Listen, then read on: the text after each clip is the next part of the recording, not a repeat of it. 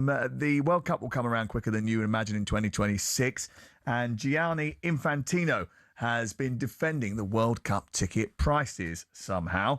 He has defended the cost of the tickets by saying they reflect the public's demand for next summer's event. Tickets for the group stage are up to 3 times the price of those for the 2022 World Cup in Qatar, while the cheapest ticket for the final in New Jersey is £3,119. They did introduce a small number of more affordable tickets, £45 for all 104 matches, following criticism of the pricing structure. Infantino says the money raised through ticket sales will be reinvested in the global game. Well, I'd hope so, because the revenues have gone through the absolute roof. This is him defending the cost of the World Cup tickets. So I was saying we have 6-7 million tickets on sale, and in 2 weeks, in 15 days, we received 150 million ticket requests. So 10 million ticket requests every single day.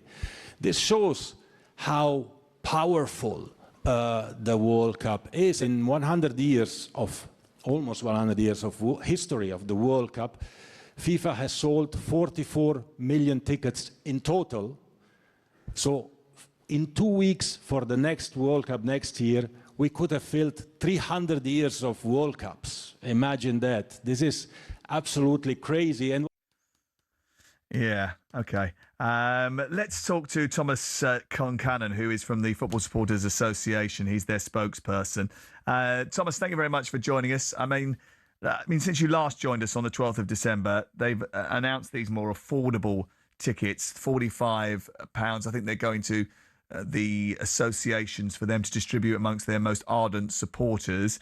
Having heard Infantino there, are you happy about the way they've responded to the criticism that they had labelled at them initially? No, because simply there's just not enough tickets available at a fair price.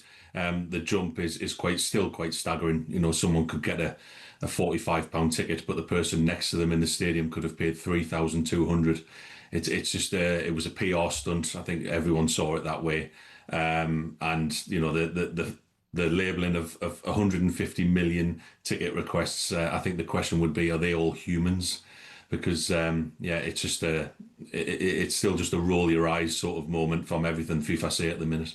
Yeah, that's one of the questions, isn't it? You know, he talks there about the 150 million ticket requests. I mean, how does that work? That's because people are sort of going in and looking at tickets on the website, or bots are applying for a load of tickets. I mean, obviously there is only a certain amount of tickets that can be sold. Is in effect the fact that he has decided to go down the dynamic pricing route just a sort of legitimization, actually, of the fact that the demand is so very high that there are some people that will pay anything to get into one of these matches? Or is it just a way of driving up costs? It's probably a bit of both. I mean, we have no doubt that there's demand there. And that's why our sort of stance on this has been that, you know, you can charge whatever you want for the general admission. It's the official allocations that are very problematic. We've seen the FA have announced today that the final is undersubscribed, so is the semi-final, and so is the quarter-final. The fact that those games, when the allocations are so low, there's only 4,500 tickets for the final.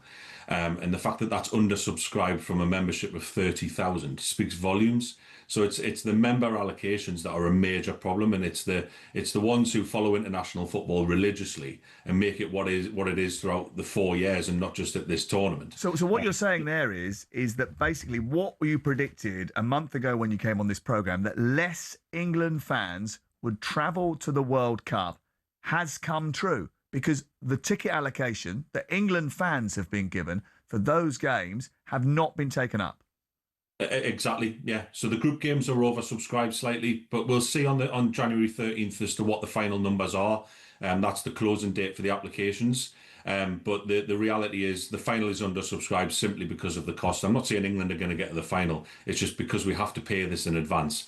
But people are speaking, you know, that it's so obvious as to the stance that supporters have taken on this. They just can't afford those prices. So the numbers FIFA brand about are great, fantastic. You can sell the tickets to anyone that you want. But the reality is the people who should be there won't be there because they can't afford it.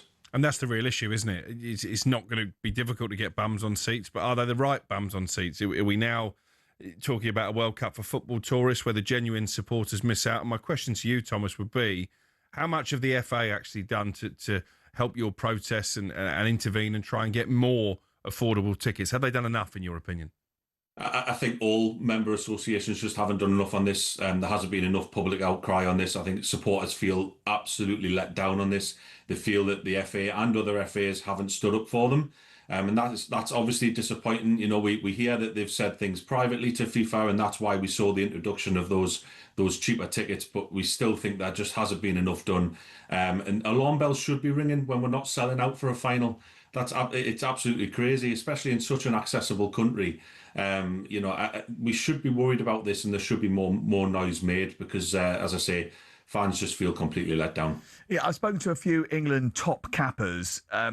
They're the ones that are expected to receive the £45 tickets. Is there enough to go round? So again, based on the applications, that all top cappers should be satisfied for every single game. It'll actually come down a little bit. So people who have missed a couple of games will also have access to those cheaper tickets, which is obviously great. But there still isn't enough to satisfy demand. I mean, the fact that for the final, you don't even have to have ever been to an England game to get a ticket for the final. Again, from a membership of 30,000, it's just absolutely staggering. So basically, anyone who's a member of the England Supporters Club, even if they haven't been to a game now, could go on and buy a World Cup final ticket. And if England get there, they'll get to go. That's effectively it, yeah. So how much is it going to cost them? £3,119. Exactly. Yeah, there's obviously so few of the actual cheaper tickets. The reality is it's still really expensive for those that can get one.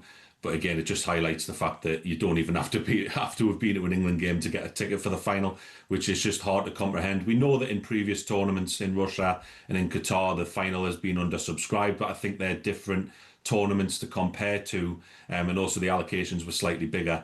But this is, it's just sort of representative of where we are in terms of the ticket prices and the allocations and just the entire World Cup story that we've had so far. And is there a concern, Thomas, that this is going to be the norm now for tournaments moving forward? I know UEFA have said they'll keep tickets cheap for the next European Championships on home soil. Then we go, I think, to Spain, Morocco and Portugal. But if this is a sellout as far as FIFA are concerned, they're not going to reduce the price for that World Cup, are they?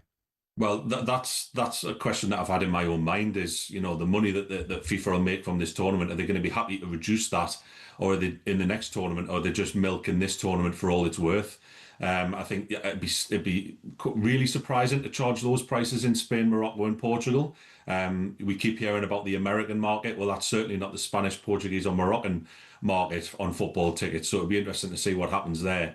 Like I say, I think it's more just a case of milking this tournament for all it's worth. And he has claimed that the revenues generated are going back into the game. But as FIFA revenues have risen from 7.6 billion to 13 billion, has there been an obvious improvement in the game globally? Can you see where that investment is going? Well, this is probably something that FIFA don't shout out enough about, you know, the work that they do in the game. We don't hear enough about it to make a sort of judgment on that. All we know is that the money has gone up drastically. And for so few tickets, we're asking for so few tickets yet for the loyal supporters of international football to be looked after. It's a drop in the ocean when you talk about those numbers. Yeah, Thomas, thank you very much. Appreciate that. I don't think some people realise just how much like the England supporters put into going to watch their team.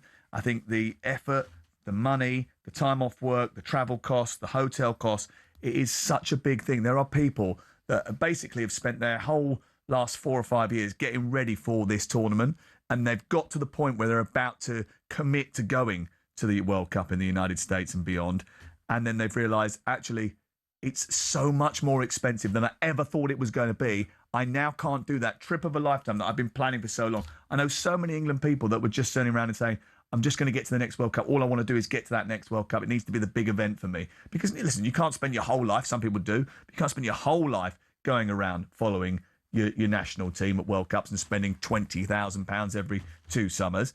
But if it is your life and it is what you do, then you have those milestones in your mind. I want to get to this World Cup, or I want to get around to this particular game.